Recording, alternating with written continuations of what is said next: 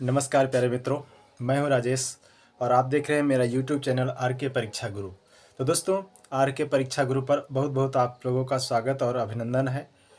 तो दोस्तों, जैसा कि हम TGT, PGT और LT ग्रेड, JIC और नेट, UGC नेट आदि परीक्षाओं के लिए महत्वपूर्ण बिंदुओं को हम देख रहे हैं, जिसमें हिंदी साहित्य का इतिहास शुरुआत से हम पढ़ रहे हैं और जिसमें बहुत कम समय लेकर के और अधिक जानकारी देने का जो हमारे चैनल का संकल्प है, वादा है, और यही हमारे चैनल की खासियत है।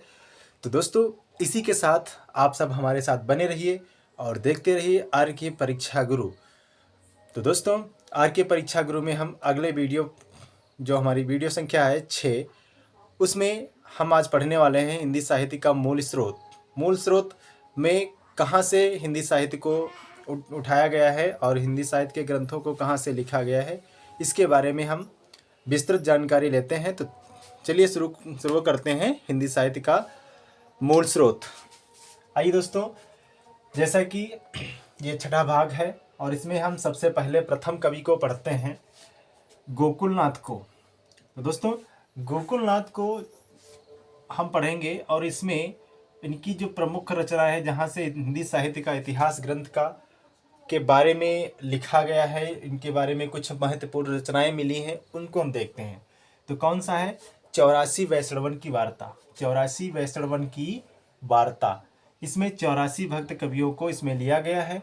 जो इसका प्रकाशन, इसका संपादन हुआ था 1625 विक्रमी संवत में। कब हुआ था दोस्तों? 1625 विक्रमी संवत में हुआ था। अगर हम इसको ईस्वी सन आपसे पूछता है तो जैसा कि क्या करेंगे, हम इसमें 57 माइनस कर देंगे, 57 माइनस कर देंगे तो हमारा आ जाएगा 1568 ईस्वी आ जाएगा दोस्तों, 1568 ईस्वी आ जाएगा। इसमें 57 माइनस करेंगे तो यहाँ हम ये देखते हैं कि अगर ईस्वी पूछता है तो उसमें हम 57 प्लस कर देते हैं। अगर संवत दे रहा है, ईस्वी पूछता है आपको, तो क्या करेंगे? 57 माइनस कर देंगे। यानी ईस्वी सन अगर दिया है तो सन, अगर संवत बनाना है तो हम क्या करेंगे? ईस्वी सन में संवत को हम 57 को प्लस कर देंगे तो हमारा हो जाएगा संवत। और संवत दिया है तो उसमें हम 57 माइनस कर देंगे तो हमारा हो जाएगा ईस्वी सन। तो ये महत्वपूर्ण प्रश्न है और बहुत ही महत्वपूर्ण प्रश्न है यहाँ से। और फिर अगली है इनकी रचना, गोकुलनाथ जी की 200 वैष्णवन की वार्ता। 200 वैष्णवन की वार्ता भी 1625 विक्रमी संवत 1568 ईस्वी में ये भी प्रकाशित हुई। तो दोस्तों, इसमें हुआ क्या? इसका रचना काल है, सॉरी प्रकाशन नहीं है, इसका रचना काल है। और इसमें विशेष तथ्य क्या है? इन दोनों रचनाओं में पुष्टमार्ग और अष्टछाप के कवियों का परिचय दिया गया है। इन दोनों रचनाओं में पुष्टमार्ग और अष्टछाप के कवियों का परिचय दिया गया है। अगला देखते हैं, नाभादास, जिनका नारायण दास नाम है, जो किसने दिया है? ये कुछ तथ्यों के अनुसार इन्होंने जॉर्ज ग्रियर्सन के अनुसार है। जिन्होंने जॉर्ज ग्रियर्सन का जो हिंदी साहित्य का इतिहास ग्रंथ है, आपने पढ़ चुके हैं हम लोग, the modern vernacular literature of Hindustan 1888 में the modern vernacular literature of Hindustan George Grierson के द्वारा लिखा गया। तो इसमें इन्होंने इस तथ्यों को बहुत ज़्यादा विशेष बल दिया है इन पर। और इनकी रचना जो है नाभादास जी की भक्तमाल है, बहुत वेरी मोस्ट इम्पॉर्टेंट, बहुत बार पूछी गई है ये रचना। और इसका भी विक्रमी संवत है 1642। इसका लेखन कार्य संपन्न हुआ 1642 में। ये विक्रमी संवत है। हम वहीं अगर ईस्वी करते हैं तो हम 57 माइनस कर लेंगे। तो आप सब कर लेंगे, आशा करते हैं। आप सब जान चुके हैं कैसे क्या करना है, ईस्वी सन और संवत कैसे बनाना है आपको। और इसमें कवियों की संख्या अगर है तो 200 कवियों की संख्या है और 316 छप्पय छंदों का वर्णन इसमें किया गया है। नाभादास जी ने किया है 200 कवियों को और 316 छप्पय छंदों को इसमें रखा है। अगले देखते हैं, बेनी माधव दास। कौन है? बेनी माधव दास। इनका जो रचना है, इनकी जो रचना है मूल गोसाई चरित। मूल गोसाई चरित 1687 विक्रमी संवत में, 1687 विक्रमी संवत में है। और यह तुलसीदास के बारे में इन्होंने लिखा है। ये मूल बेनी माधवदास मुख्यतः तुलसीदास के शिष्य हैं। ये भी मैंने यहाँ पर उल्लेख कर दिया है ताकि ये स्मृत में रहे। ये तुलसीदास के ही शिष्य हैं। और इसमें यह दिया गया है। अगला देखते हैं ध्रुवदास। ध्रुवदास जो है भक्तमाल के प्रसिद्धि कवि हैं। ये ध्रुवदास ने भी क्या लिखा है दोस्तों, भक्तमाल। इन्होंने संपादन कार्य किया, इन्होंने लेखन कार्य किया है 1698 विक्रमी संवत में। और इसमें इन्होंने 116 कवियों का परिचय दिया है। परिचय मिलता है कितने, 116 कवियों का परिचय दिया है भक्तमाल में ध्रुवदास जी ने। ध्रुवदास भक्तमाल, और यहाँ पर ध्रुवदास भक्तमाल है, लेकिन यहाँ पर जो संवत है, प्रकाशन वर्ष है, इसका लेखन कार्य तो 1642 विक्रमी संवत में हुआ और यहाँ पर हुआ है 1698 विक्रमी संवत। तो दोस्तों ये हम बहुत ही महत्वपूर्ण तथ्य इसलिए देख रहे हैं और हमने इसको क्या किया है, इसको क्रम से लिखा है, जो पहले के बाद एक से एक बाद अवरोही क्रम में मैंने इसको रखा है। अगला देखते हैं दोस्तों, ध्रुवदास हो गए, भक्तमाल। अगला है तुलसीदास।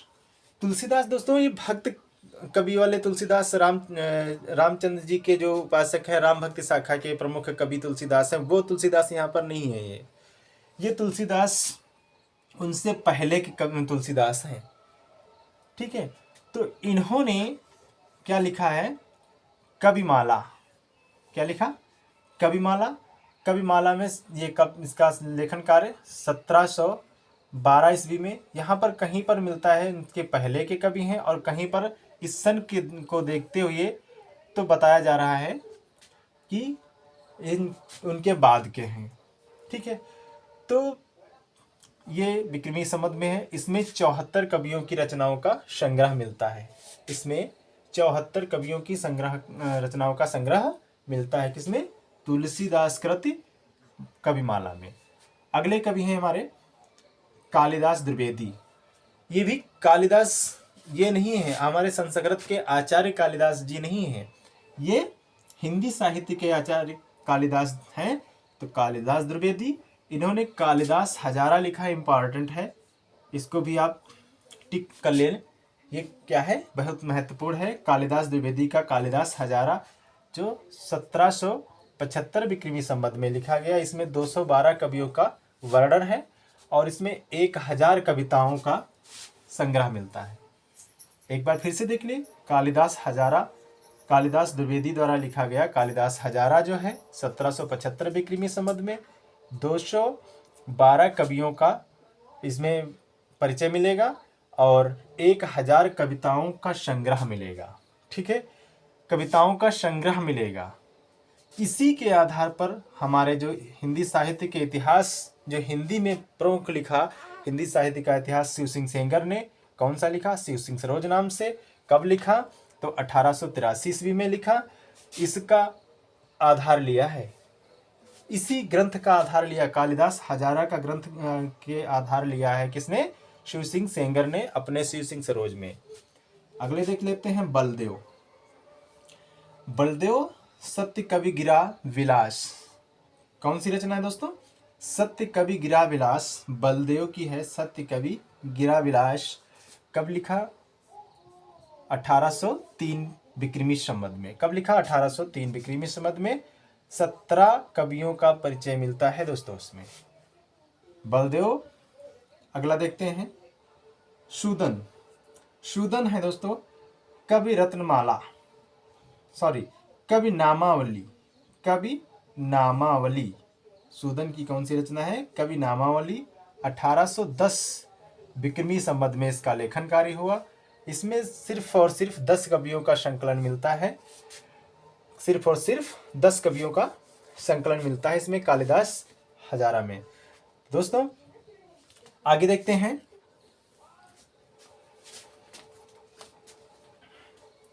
चलिए दोस्तों देखते हैं हम अगले रचनाकार को, सुब्बा सिंह।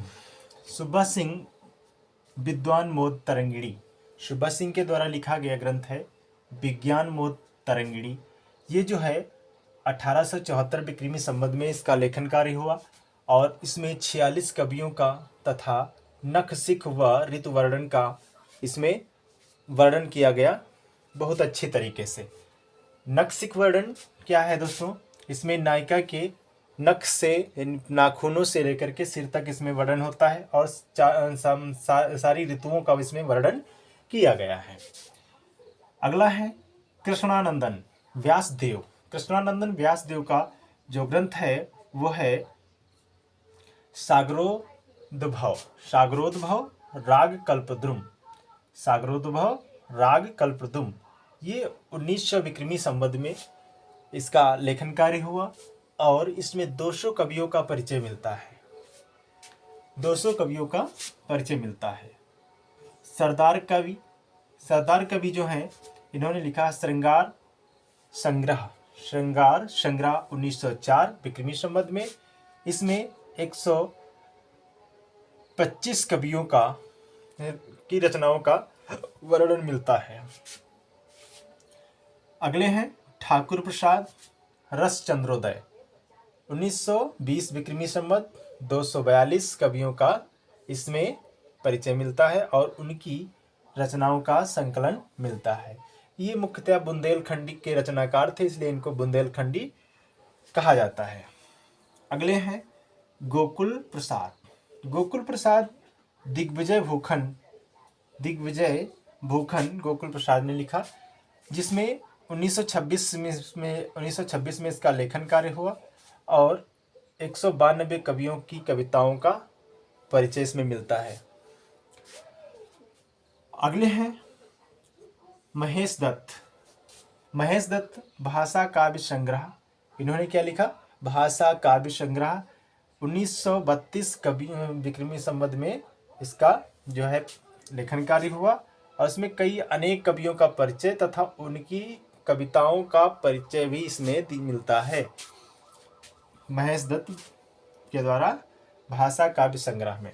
अगले हैं देवी प्रसाद मुंसिफ कविरत्न माला 1968 विक्रमी संवत में। इसमें राजस्थान के 108 कवियों का परिचय मिलता है। तो ये इस प्रकार से एक बार फिर से हम देख लेते हैं। इसी प्रकार से सुब्बा सिंह विद्वान मोद तरंगिणी 1874 विक्रमी संवत 46 कवियों का तथा नक्सिक वर्णन व ऋतु वर्णन का है। और 10वें नंबर पर है कृष्णानंदन व्यासदेव। इसमें राग सागरोद्भव और राग कल्पद्रुम। ये 1900 विक्रमी संवत में है। इसमें 200 कवियों का परिचय मिलता है। अगले हैं सरदार कवि श्रृंगार संग्रह 1904 विक्रमी संवत 125 कवियों की रचनाओं का वर्णन मिलता है। अगले हैं ठाकुर प्रसाद रस चंद्रोदय 1920 विक्रमी संवत 242 कवियों का परिचय और उनकी रचनाओं का संकलन मिलता है। ये बुंदेलखंड के रहने वाले थे सारे, तो इसमें इनकी भाषा जो थी बुंदेलखंडी थी, इसलिए इनको बुंदेलखंडी रचनाकार कहा जाता है। अगले हैं गोकुल प्रसाद दिग्विजय भूखन का जो है 1926 विक्रमी संवत में है। 192 कवियों की रचना कविताओं का परिचय इसमें मिलता है। अगले हैं महेश दत्त भाषा काव्य संग्रह 1932 विक्रमी संवत। कई अन्य कवियों का परिचय और उनकी रचनाओं का भी परिचय मिलता है। लास्ट है, आखिरी है, अंतिम है देवी प्रसाद मुंसिफ जो है ये कवि रत्नमाला और 1968 विक्रमी संवत राजस्थान के कवि हैं और राजस्थान के कवि हैं मुख्यतः। इसमें राजस्थान के 108 कवियों का परिचय मिलता है। तो दोस्तों इस प्रकार से हमारा हिंदी साहित्य के मूल स्रोत के जो मुख्य हमारे रचनाकार और ग्रंथ थे उनको हमने देख लिया है। तो इस प्रकार से अगला हमारा टॉपिक रहेगा, अगली 7वीं वीडियो में हमारा टॉपिक रहेगा काल विभाजन। महत्वपूर्ण तथ्य रहेगा वहाँ से काल विभाजन किसने क्या नाम दिया है, नामकरण उसमें नामकरण भी देखेंगे। तो पहले हम नामकरण देख लेंगे और नहीं, पहले हम काल विभाजन देखेंगे, उसके बाद नामकरण देखेंगे। तो अगला टॉपिक है काल विभाजन। ठीक।